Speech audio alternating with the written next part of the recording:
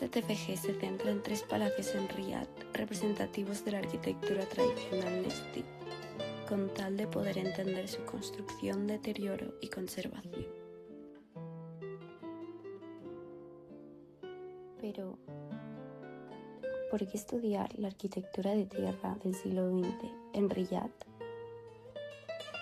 Muchos edificios no desaparecen únicamente por el paso del tiempo, sino cuando se pierde la comprensión de cómo fueron pensados, construidos y habitados.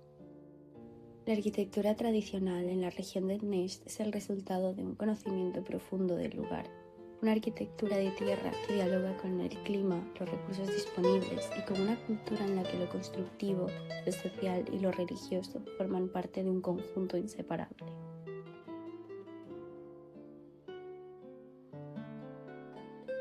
Hoy, estas construcciones muestran lesiones que van más allá del envejecimiento del material. Son huellas de una ruptura, de la pérdida progresiva del saber constructivo y de una mirada incapaz de entender el edificio como un sistema completo.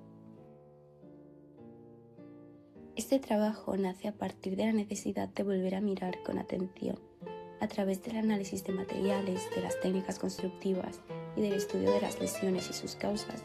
Se busca comprender cómo funcionan estos edificios, tanto en cada caso particular como en el conjunto de la tipología. Entender cómo se construyen, cómo se comportan y cómo se transforman con el tiempo estos edificios es lo que permite intervenir con coherencia y respeto.